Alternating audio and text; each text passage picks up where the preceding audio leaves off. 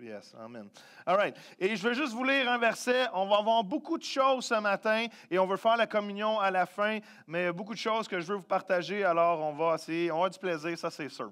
Romains 5, 17 qui dit ceci, c'est le verset que je vous ai lu tantôt, mais je vais vous le lire. En effet, si par la faute d'un seul homme, la mort a pu accéder au pouvoir et exercer un règne incontesté sur une humanité réduite à l'esclavage, il est d'autant plus certain que ceux qui reçoivent le trésor immense de la grâce et le don de l'acquittement participeront au règne de la vie par Jésus-Christ dès ici-bas. La puissance de la vie nouvelle dominera leur existence, come on, et jusque dans l'éternité, et vivront en roi. Si ça, ce n'est pas un de vos top 10 versets de votre vie, peut-être qu'il serait temps, OK?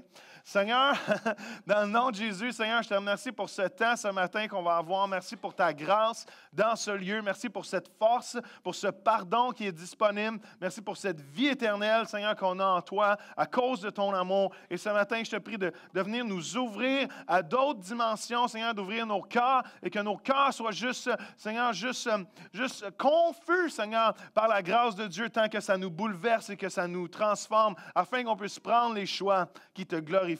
Tout le monde dit? Amen. On veut continuer cette culture de la grâce de Dieu ce matin. On veut bâtir sur ce qu'on a appris dans les dernières semaines, mais je veux vous faire voir une nouvelle facette de la grâce de Dieu. Pour ceux qui se rappellent, il y a 3 semaines déjà, parce qu'on a eu 2 invités dans les dernières semaines, je vous ai parlé que la grâce de Dieu est une force pour nos vies. Est-ce que vous vous rappelez de ça? Que la grâce de Dieu nous suffit dans plusieurs occasions, que la grâce de Dieu même nous aide à avoir des paroles pour encourager les gens autour de nous. Et cette grâce est une force parce que Dieu veut accomplir l'œuvre qu'il a déjà commencée d'avance à travers nous. Dieu est un Dieu qui est très convaincu de ce qu'il veut faire avec ta vie et veut s'assurer d'accomplir ce qu'il a déjà commencé. Et sa grâce sur nous, en nous, est cet agent-là qui nous amène jusqu'à notre destinée. Qui te dit Amen ce matin?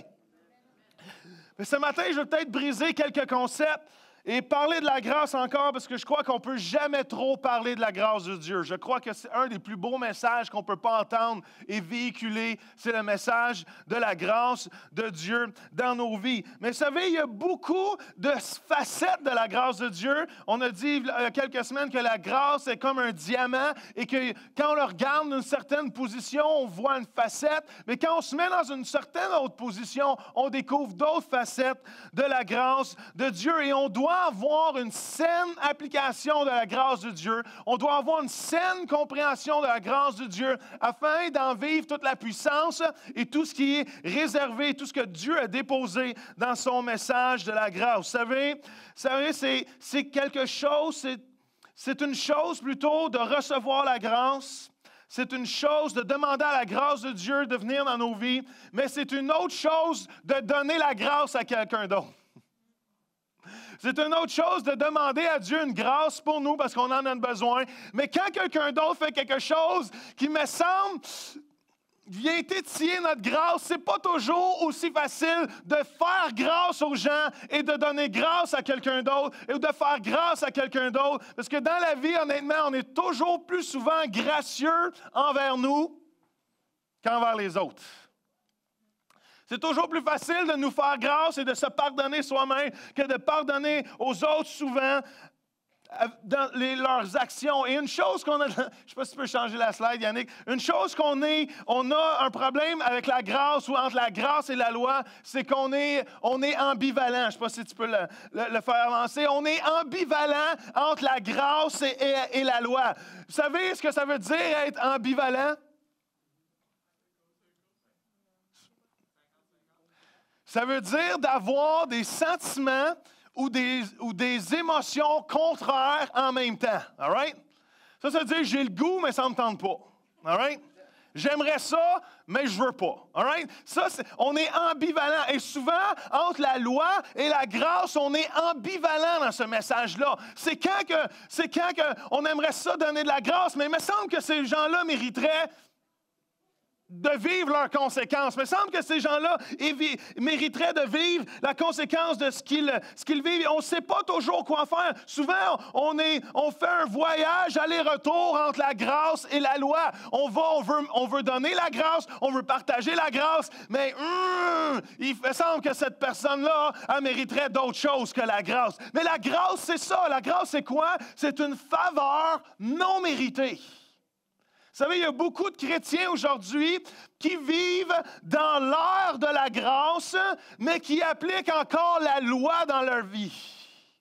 Qui vivent selon la loi. Ils savent qu'on vit sous la grâce, ils savent qu'on est sous l'ère de la grâce, mais ils ne sont pas capables de se détacher de la loi, ils ne sont pas capables de se détacher du légalisme, ils ne sont pas capables de se détacher de juger les autres pour leur vie, pour leurs circonstances. Et même s'ils sont sous la grâce, ils vivent encore sous le concept de la loi. Vous savez, je crois que nous sommes sur une nouvelle alliance. Je crois que nous ne sommes plus sous l'ancienne alliance, mais nous sommes sur une nouvelle alliance. Et dans l'ancienne alliance, si tu veux vivre dans l'ancienne alliance, sache que tu es recherché.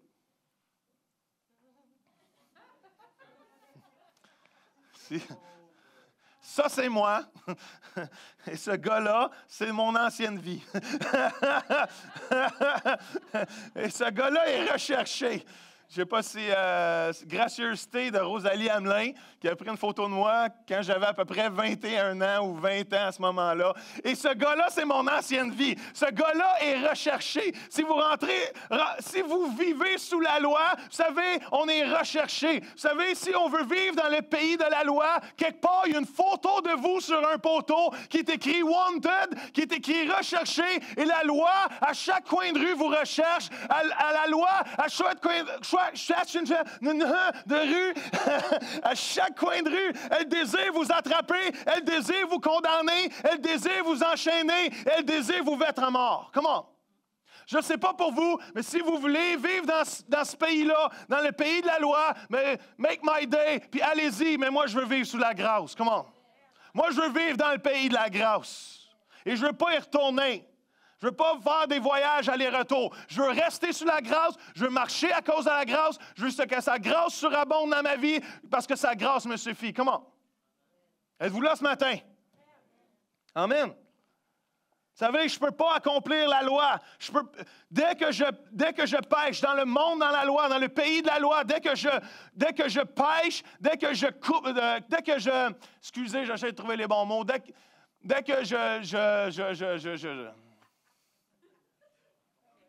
continue, Joël, ça s'en vient, on ne mange pas. All right. Dès que je contreviens à la loi, commande, c'est ce mot-là que je cherchais. Dès que je contreviens à la loi une seule fois, je suis coupable de toutes les autres lois. Et la loi me demande des efforts. La loi me demande d'accomplir des choses. La loi me demande de performer pour atteindre un certain niveau que la Bible me dit, Dieu a mis ce standard-là pour nous faire réaliser qu'on n'est pas capable d'atteindre ça et qu'on a besoin de la grâce. Comment? Et la grâce, la loi me demande de faire quelque chose pour atteindre quelque chose, pour mériter une faveur. La grâce est tout le contraire. La grâce, elle te dit, je te pardonne, je te libère, je te transforme, je te donne la vie éternelle, tu ne le mérites pas, mais à partir de maintenant, ta grâce me suffit et tu es capable de marcher dans l'obéissance et dans les voies de Dieu.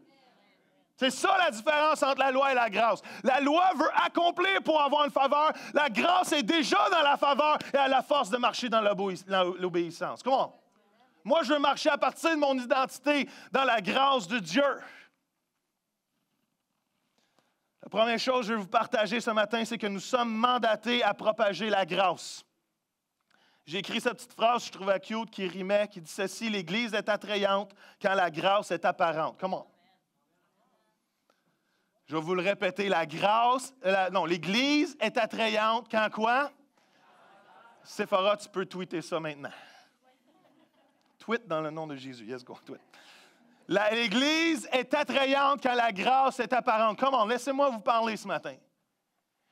Beaucoup de non-croyants et beaucoup...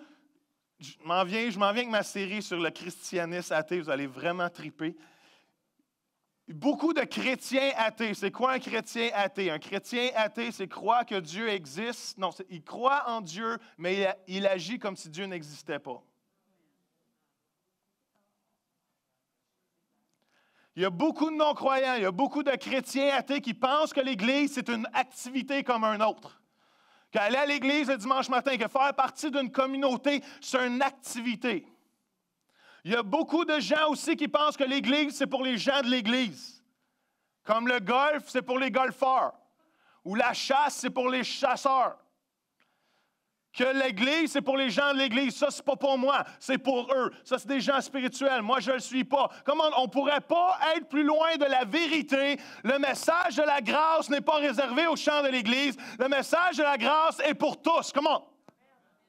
Même Jésus a tourné son chemin à chaque fois parce qu'il voulait sortir des quatre murs de la religion et aller atteindre les perdus, aller atteindre les religieux, aller atteindre ceux qui n'avaient aucune connaissance de la grâce parce qu'il savait que son message de la grâce valait la peine d'être entendu. Comment?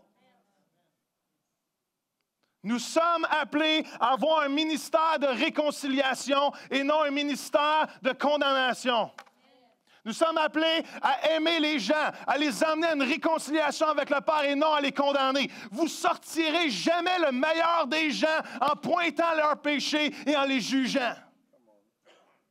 Jamais vous ferez sortir le meilleur des gens en pointant leurs péchés. Comment? Jésus n'a même pas compté tes transgressions à toi. Pourquoi qu'on compterait ceux des autres? Tu as été gracié. Des fois, on a oublié comment on est des pécheurs. On a oublié comment on a été sauvés. On a oublié comment on a été transformés. On a oublié comment on a besoin de Jésus parce que des fois, la grâce qu'on a reçue, on n'est pas capable de la donner aux autres. On les juge pour leur erreur. On les juge pour leur comportement. Comment? C'est la bonté de Dieu qui me pousse à la repentance. C'est pas ce que tu penses de moi, c'est pas les jugements, c'est pas les paroles, que même peut-être que j'ai raison, peut-être que ça serait vrai que ton comportement est contre la pensée de Dieu pour ta vie, mais c'est pas mon rôle. Mon rôle, c'est de t'aimer. Jésus avait tellement confiance à son message de la grâce. Jésus avait tellement confiance au message de la grâce qu'il a dit à ses disciples, allez par tout le monde et faites des nations des disciples. Ça veut dire qu'aller partout et aller voir les non-religieux qui ne sont pas religieux, parce que mon message de la grâce est pour eux.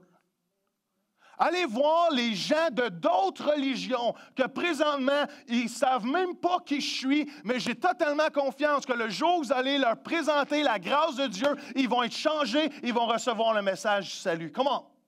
Jésus avait tellement confiance dans le message de la grâce qu'il a dit à ses disciples, allez voir ceux qui ne sont pas comme nous, allez voir ceux qui ne nous comprennent pas encore, mais j'ai confiance que le message de la grâce va changer leur vie, même s'ils ne savent pas encore. Comment? Avez-vous confiance au message de la grâce? Avez-vous confiance que le message de la grâce peut changer les vies? Comment? Jésus avait tellement confiance au message de la grâce que, vous savez quoi? La grâce est le seul message qui règle le problème de chaque être humain.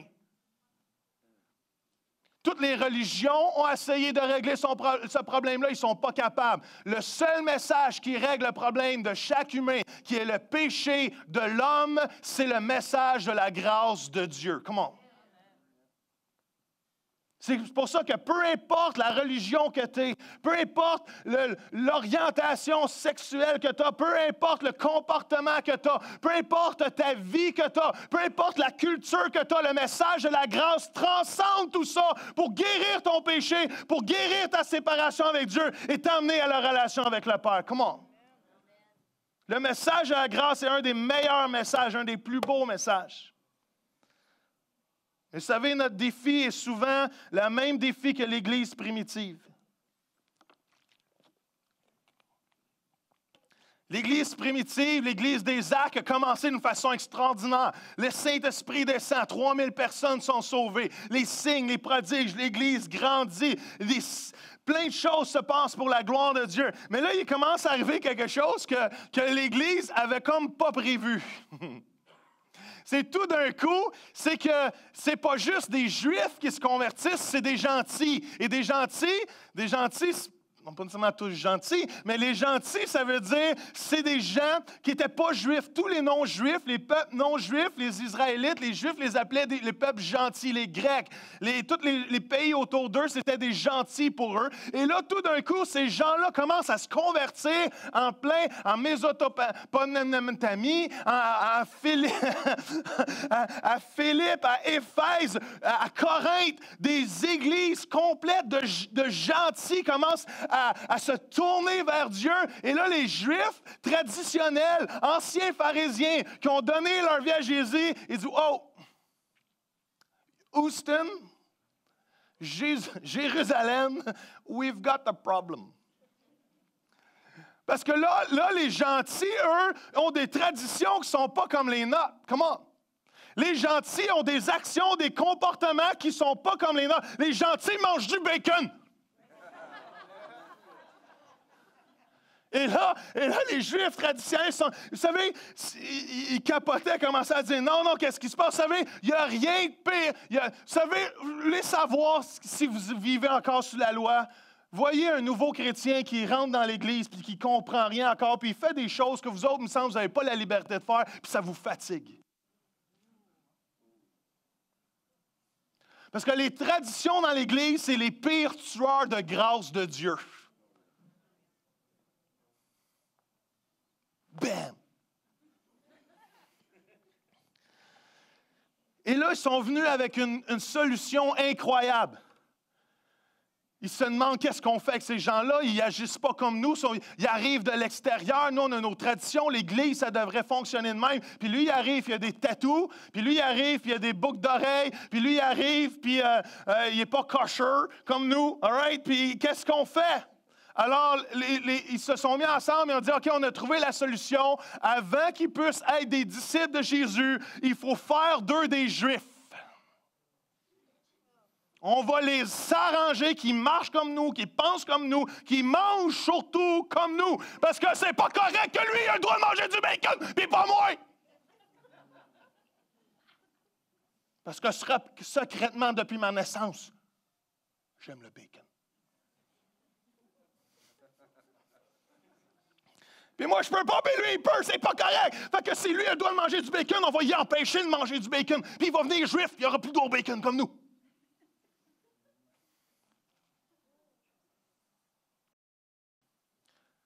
Et là, on va vous enseigner le judaïsme, on va vous enseigner la loi de Moïse. Et les hommes serient sur le Sunday.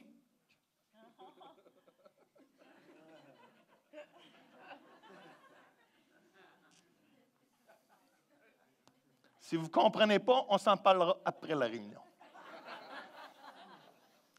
Et ils ont dit ceci dans, je pense le verset est là, dans Actes 15:1, ça dit, si vous ne faites pas circoncire comme Moïse, tous les hommes disent, ouch! Là prescrit, affirme-t-il, vous ne pouvez pas être sauvés. Wow, come on! On est sous la grâce, mais à cause qu'on ne sait pas comment gérer la grâce, puis on ne sait pas comment faire confiance au message de la grâce, on ramène la loi dedans pour s'assurer que ceux qui sont sous la grâce fonctionnent encore quand même sous nos vœux pince de la loi.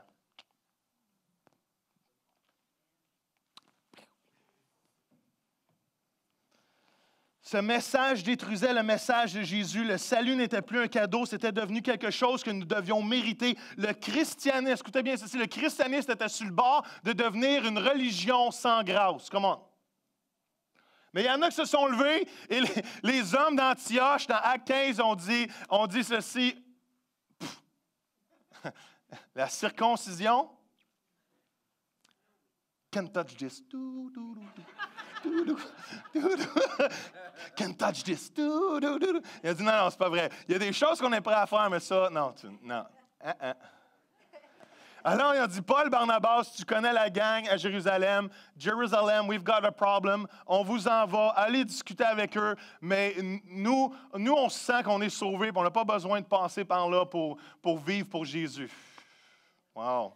Et là, il y a une discussion infernale qui commence à se produire. Il y a le combat, il y a plein de gens qui sont pour, il y a plein de gens qui sont contre. Puis là, on arrive dans Acte 15 à ce bout-là, où ça dit que la discussion fut longue et vive. Comme les avis étaient de plus en plus opposés, Pierre intervint finalement pour dire, « Mes frères, comme vous le savez bien, il y a déjà longtemps que Dieu m'a choisi parmi vous pour annoncer l'Évangile aux non-juifs et les amener à la foi. Dieu, qui lit dans le secret des cœurs, a témoigné qu'il les acceptait en leur donnant lui-même le Saint-Esprit comme il l'avait fait jadis pour nous. Entre eux et nous, il ne fait aucune différence parce qu'ils ont cru en Jésus-Christ. Il a purifié leur cœur. Pourquoi donc maintenant vouloir provoquer Dieu et vous opposer à ce qu'il fait? Pourquoi voulez-vous charger ses disciples d'un joug que personne n'a jamais eu la force de porter, ni nos ancêtres, ni nous-mêmes? Que croyons-nous? Que c'est la grâce du Seigneur Jésus que nous sommes sauvés les uns comme les autres. Come on! Vous savez, la grâce était sur la sellette cette journée-là. Le combat entre la loi, est-ce qu'on va accepter les nouveaux? Est-ce qu'on va accepter ceux qui ne sont pas comme nous encore, qui ne comprennent pas l'Évangile? Ils voulaient aller au temple, mais ils n'étaient pas à pied pareil comme nous autres. Ils voulaient aller au temple, louer Dieu, mais ils n'agissaient pas encore comme nous autres. Est-ce qu'on va avoir ce concept où, à cause de la personne n'est pas encore comme qu'on aimerait qu'elle soit, qu'on va l'empêcher d'être parmi nous? Comment?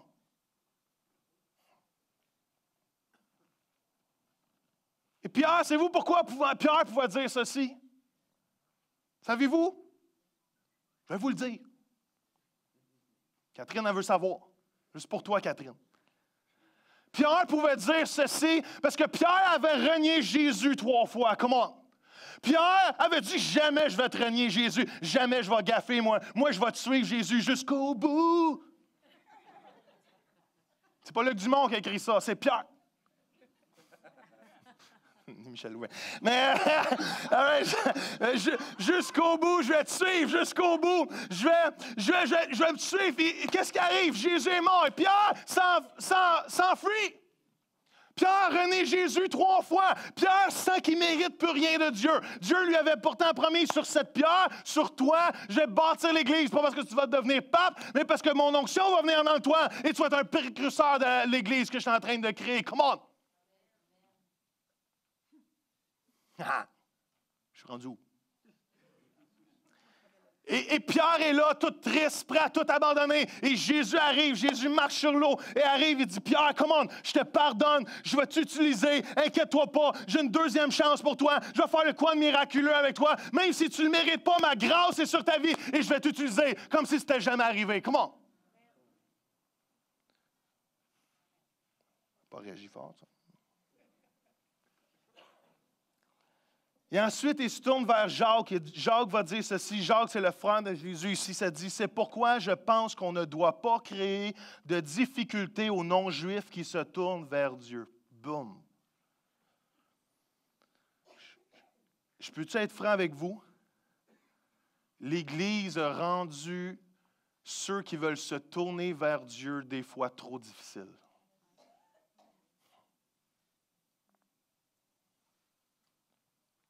L'Église est coupable d'avoir rendu le message de la grâce un peu trop difficile.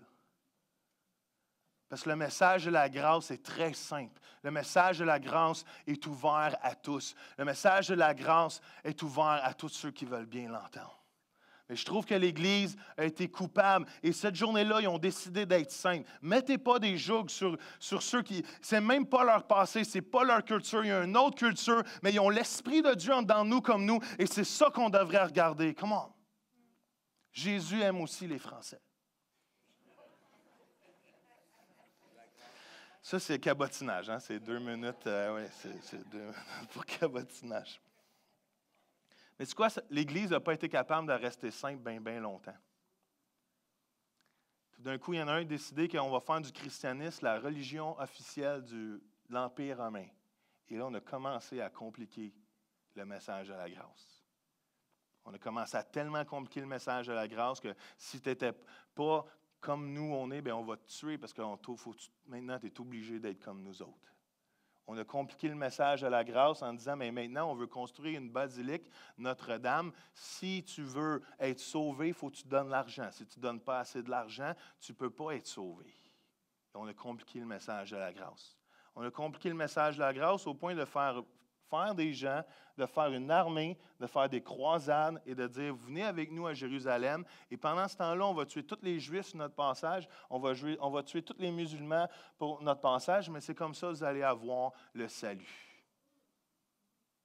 On a compliqué le message de la grâce. Pouf, tout d'un coup arrive Martin et Luther, et il dit, on va ramener ça un petit peu plus simple. Le juste vivra par la foi.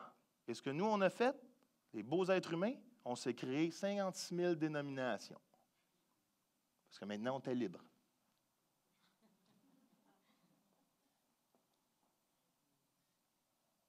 Il faut garder le message de la grâce très, très, très simple. On est toujours attiré, il y a comme une gravité qui nous tire toujours à la loi. Il y a comme une gravité on veut rendre ça difficile. Il faut qu'il soit comme nous, il faut qu'il soit parfait quand il rentre dans l'Église, il faut qu'il soit totalement nettoyé quand il rentre dans l'Église. Comment? Arrêtons, il faut créer. C'est pour ça que c'est une culture de réveil. Il faut créer une culture de réveil, de grâce, que ceux qui ne marchent pas selon les règles se sentent quand même bien parmi nous. Comment?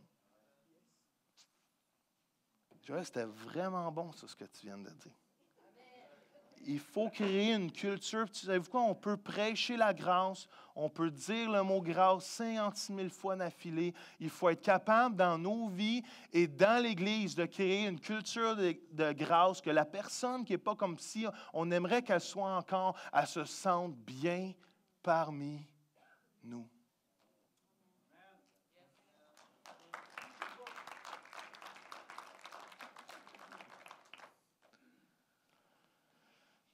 Il y a quelqu'un qui est venu me voir il y a quelques semaines et me dit ceci.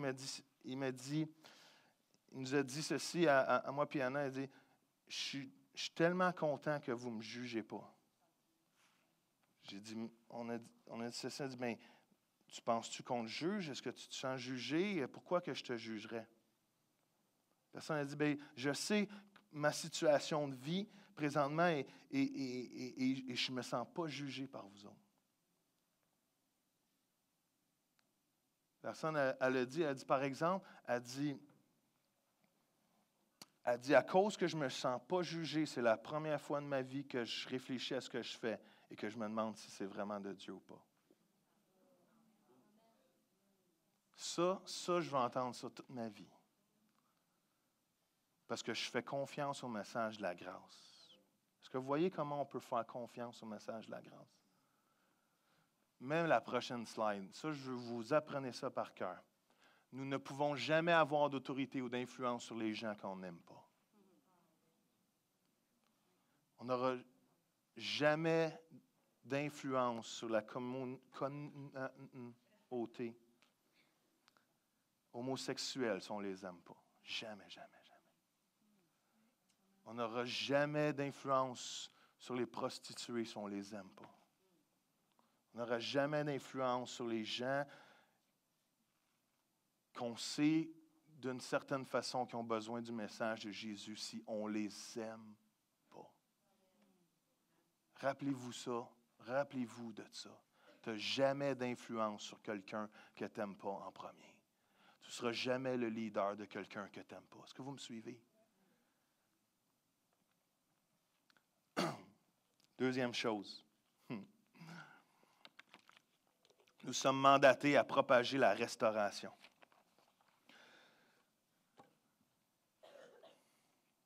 OK, Pasteur Joël. Je le sais, la grâce, c'est beau. C'est beau la grâce, je le sais. Merci. Merci pour le premier point, on l'apprécie. Félicitations. Mais qu'est-ce qu'on fait avec l'obéissance, par exemple? Qu'est-ce qu'on fait avec la désobéissance, Pasteur Joël? Hein? Qu'est-ce qu'on fait avec le péché dans la vie? Qu'est-ce qu'on fait avec la repentance, Pasteur Joël? Hein? Je suis content que vous m'en parliez. Si gentiment. Hein? Parce que, Pasteur Joël, on ne veut pas que les gens profitent de la grâce de Dieu. Nous sommes les gardiens de la grâce. Je suis très au courant qu'on peut tordre le message de la grâce et faire dire au message de la grâce qu'à cause qu'on est sous la grâce, je peux faire ce que je veux parce qu'il n'y a pas de conséquences, parce que de toute façon, je suis sous la grâce. Et quelqu'un qui comprend vraiment la grâce n'aura jamais cette pensée-là. Quelqu'un qui comprend le message de la grâce, comment sa faveur est imméritée, quelqu'un qui reçoit la grâce abondante et qui comprend vraiment ce que la grâce est, n'aura jamais cette pensée-là. Quelqu'un qui a cette pensée-là essaie juste de se trouver une façon de continuer de vivre sa vie comme il l'entend en pensant que ça ne dérange pas personne et que ça ne déplaît pas à Dieu. Est-ce que vous me suivez?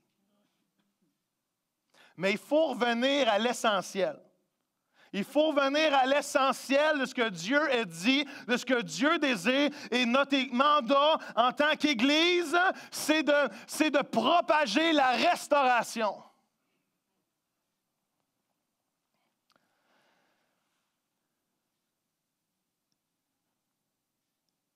L'essentiel, c'est la restauration.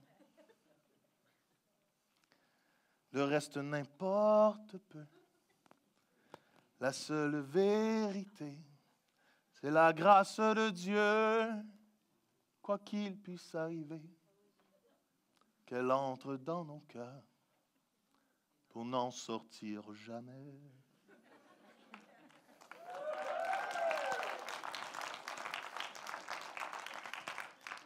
L'essentiel, c'est la restauration.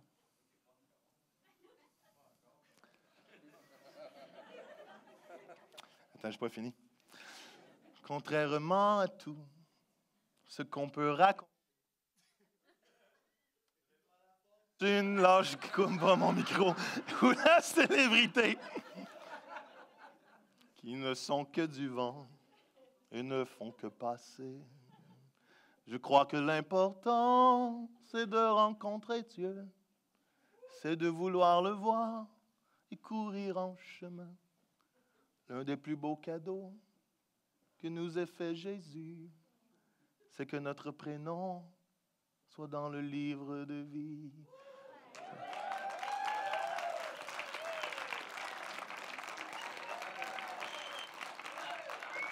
C'est quoi notre autre chant? Est venu Shalom Aleichem. Est venu Shalom Aleichem. Est venu Shalom Aleichem. Est venu Shalom, Shalom, Shalom Aleichem. Nous vous annonçons la grâce. Dans la grâce. Nous vous annonçons la grâce. Nous vous annonçons la grâce. Nous vous annonçons la grâce. Tout le monde ensemble est venu. Est venu Shalom, Shalom Aleichem. Comment? Est venu Shalom Aleichem. Est venu Shalom Aleichem. Est venu Shalom, Shalom, Shalom. Shalom. Shalom Aleichem.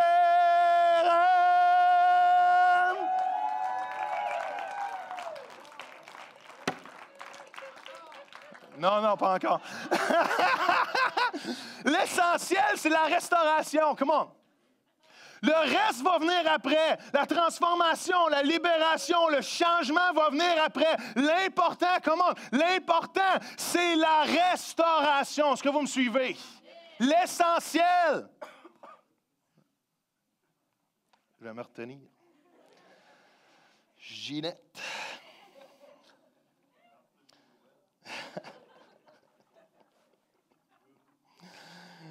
Vous savez, je finis avec ça. On a le temps en masse de faire la communion ce matin, mais vous savez, vous connaissez cette histoire, c'est deux fils qui sont invités à un party, mais qui se sentent mal de se rendre à ce party-là. Et pourtant, le père veut leur lancer un party incroyable, mais ces deux fils, quelque part, se sentent indignes de se présenter à ce party-là. Un des fils, un jour, a dit, moi, papa, je veux mon héritage. Et il s'en va, il la prend, il s'en va la dépenser, il s'en va la gaspiller. Et il se dit, écoute, j'ai plus rien, j'ai plus un sou, j'ai plus un rond. Et ça vaut peut-être la peine que je revienne à la maison de mon père. À ma limite, je vais être juste un esclave parce que je ne suis pas digne d'être encore appelé le fils de mon père. Ce fils revient à la maison et dit ce discours. Il avait préparé ce discours, un discours qui ne méritait rien. Il dit, papa, je suis pas méritant d'être appelé ton fils encore. Je suis prêt à être un esclave. Et le père fait fi de son message. Le père fait fi de son discours. Le père fait fi de sa plainte, de dire que je suis indigne. Il dit, écoute, les amis, emmenez le veau gras, emmenez la robe, emmenez la bague. On lance le party. Ça peut être simple comme ça, puis dire, oui, mais imaginez-vous 2 secondes qu'un de vos voisins que vous connaissez bien, que son enfant est parti avec l'argent de ses parents, il est parti avec l'héritage, il a volé ses parents, il est allé tout gaspiller, et un moment donné, il revient à la maison, il sait que ses parents sont démolis, il sait que ses parents sont en tristesse depuis plusieurs années, ils sont en inquiétude, ils se sentent trahis, et l'enfant revient à la maison, et tout d'un coup, le voisin s'en vient chez vous, il dit, hey, viens-t'en, mon ami, mon fils est revenu à soir, on lance le party. Je suis sûr qu'on aurait une première réaction en disant, on se calme. Ils viennent de te voler, il a tout gaspillé ton héritage, il t'a déshonoré, on ne sait même pas s'il a changé encore, on va-tu être fidèle, il va-tu refaire la même affaire, on va attendre un petit peu. Non, le père dit, non, mon fils est à la maison, lance le party. L'autre frère a une histoire différente, mais tellement similaire. L'autre frère voit l'autre frère et dit, tu lances un party pour lui? Moi, j'ai été parfait. Moi, j'ai toujours fait les choses comme il faut. Moi, j'ai jamais rien fait de mal. Je n'ai pas gaspillé ton argent. Puis lui, tu lui lances un party? Lui, il a tout fait ça. Moi, je mériterais mieux que ça. Et savez-vous, on s'attend toujours que Dieu nous traite selon notre comportement. Et Dieu se fout de notre comportement. Ce qui compte pour lui en premier, c'est la restauration de la relation. Comment? Dieu ne te donne jamais ce que tu mérites et ne te donnera jamais non plus parce que tu penses que tu le mérites. Jésus nous donne parce qu'il veut une relation. Le Père nous donne parce qu'il veut une relation. Tu ne pourras jamais rien faire. Comment ça, c'est bon? Tu ne pourras jamais rien faire que l'amour de Dieu va être plus grand pour toi et tu ne pourras jamais rien faire non plus que l'amour de Dieu pourrait diminuer pour toi. Comment?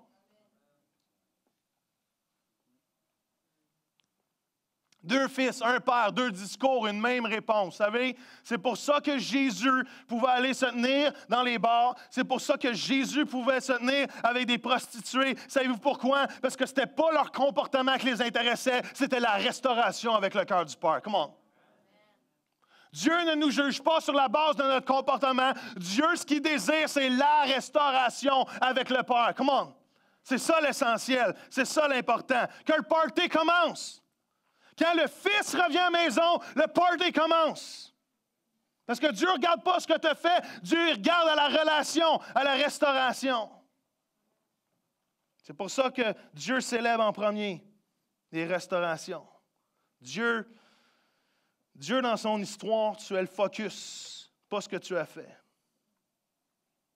Est-ce que vous me suivez? Dans l'histoire de Dieu, c'est toi le focus, c'est pas ce que tu as fait.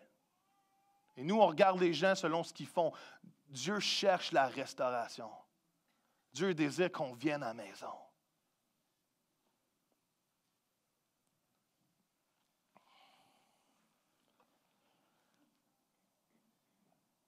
Nous pouvons que donner la grâce que nous recevons. Arrête de chercher des raisons pourquoi tu ne la mérites pas. Arrête de chercher des raisons pour lesquelles il devrait t'aimer. Il t'aime peu importe ce que tu as fait. Il ne t'aime pas à cause de ce que tu as fait. Il ne peut pas t'aimer plus. Il ne t'aimera jamais moins.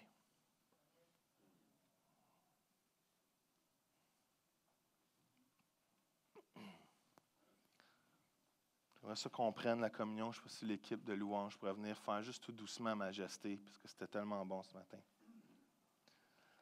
Je veux qu'on prenne la communion ce matin d'une façon où qu'on reçoit la grâce de Dieu dans nos vies.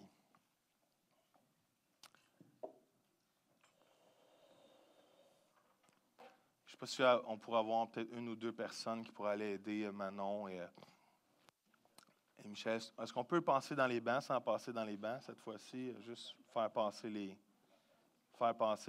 aliments. On va juste faire passer les aliments dans les rangées. Si quelqu'un est loin de vous, mais peut-être vous déplacer pour Pendant qu'ils vont faire doucement majesté, puis après, on va prendre la communion ensemble ce matin. Alléluia, Jésus. Après? Yes. On peut juste se recueillir quelques instants. Yes, Jesus, Lord. Alléluia, Jésus.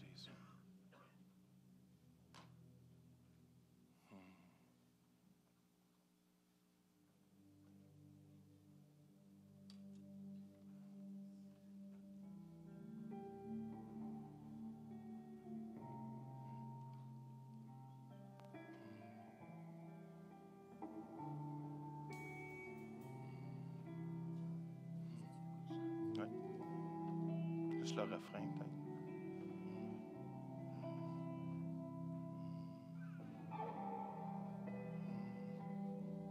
God's praise, Jesus. Yes, Jesus, Lord. Seigneur, ils veulent se louer juste dans se lever, excusez, juste dans sa présence ce matin.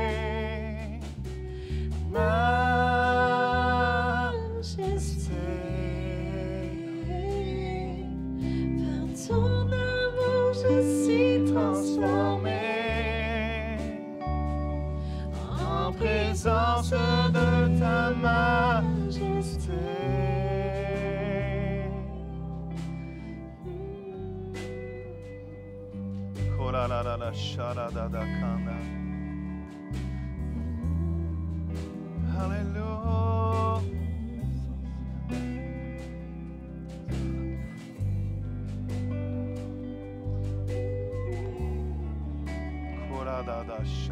Lord Jesus. Jesus, God. Jesus. Jesus, Lord.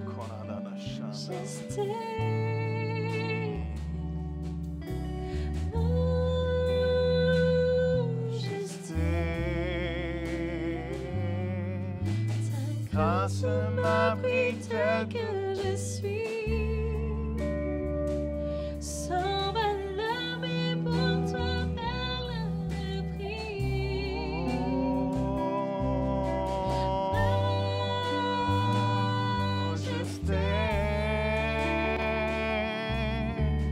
Majesté,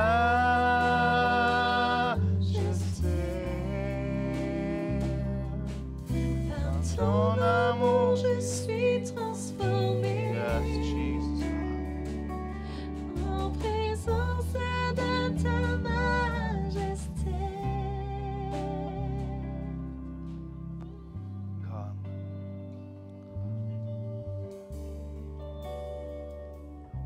Hallelujah, Jésus. Hallelujah, Jésus. Hallelujah, Jésus, God. Hallelujah, Jesus. Je crois que certains d'entre vous dans cette salle, il y en a que vous pensez que vous ne méritez pas son pardon ce matin. Il y en a que vous pensez que vous ne méritez pas sa faveur ce matin. Peut-être certaines actions vous amènent à penser comme ceci. Mais je crois que Dieu veut vous dire ce matin, c'est que je t'aime, mon enfant. Et plus que ce que tu as fait, ce qui est important pour moi, c'est notre relation. C'est la restauration de notre relation. Depuis qu'Adam et Ève ont péché, Dieu planifie l'humanité en un seul but, c'est que la relation avec le Père soit restaurée. C'est pour ça qu'il a envoyé son Fils unique, Jésus, mourir à la croix. Et c'est pour ça qu'on fait ce qu'on fait ce matin, de prendre cette communion, parce qu'une communion, c'est une relation. Une communion, c'est une restauration. Une communion, c'est quelque chose d'intime. Et à chaque fois qu'on prend le pain, à chaque fois qu'on prend le breuvage, c'est se rappeler ce message de la grâce. C'est se rappeler de ce que Jésus a fait à la croix.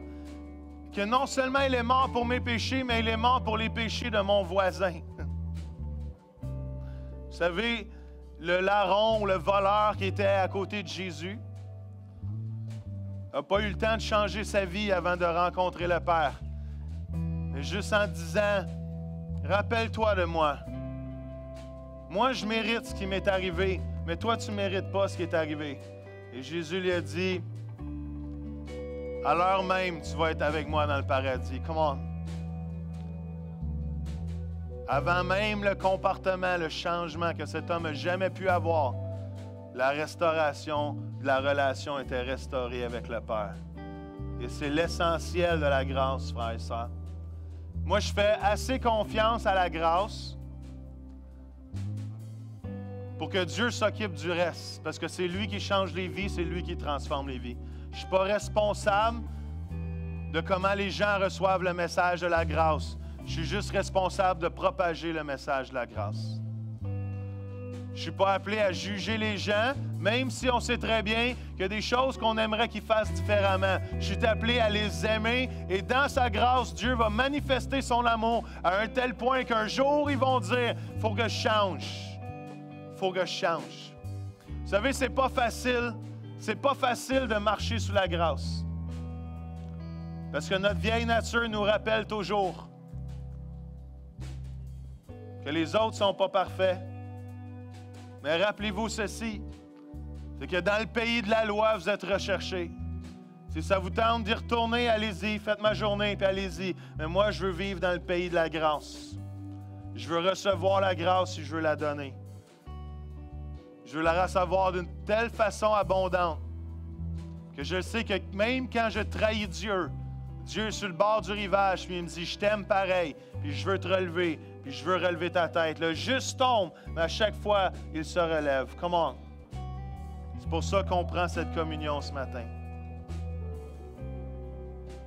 On la prend sachant qu'on ne mérite pas le salut que Dieu nous a donné. Et que dans sa faveur, il nous rend capables de le prendre et de nous donner la vie éternelle. Amen. Papa Céleste, je te remercie pour ton œuvre à la croix. Je te remercie d'avoir envoyé ton Fils unique. Je te remercie parce que le message de grâce est l'un des plus beaux messages que cette terre porte. Je te remercie parce que sans ta grâce, je ne suis rien. Sans ta grâce, je ne peux pas régner dans la vie. Sans ta grâce, je n'ai pas la vie éternelle. Sans ta grâce, je n'ai pas la force qui me fortifie et qui me suffit pour que tu puisses accomplir ton plan à travers la vie. Seigneur, je ne me fie seulement sur ta grâce. Je ne me fie pas sur mes dons. Je ne me fie pas sur mes talents. Je ne me fie pas sur mes capacités. Je ne me fie pas sur mes accomplissements. Je me fie seulement sur ta grâce. Je fais confiance à ta grâce. Et Seigneur, en prenant cette coupe et ce pain, Seigneur, tu enlèves la culpabilité du péché maintenant dans nos vies, Seigneur. Seigneur, on se repent, on veut te demander pardon, mais tu ne comptes pas nos transgressions contre nous. Et Seigneur, nos péchés ce matin, tu les prends, Seigneur, tu les emmènes de l'est à l'ouest et tu les éloignes de nous, Seigneur. dans le nom de Jésus. Alors, Papa, merci encore pour ton sacrifice à la croix. Merci pour ta grâce incomparable. Merci pour cette faveur non méritée. Et je la reçois dans le nom de Jésus. Dites-le avec moi ce matin. Je reçois la grâce de Dieu dans le nom de Jésus. Je reçois la grâce de Dieu dans le nom de Jésus. Amen. Prenez le pain et le breuvage ce matin.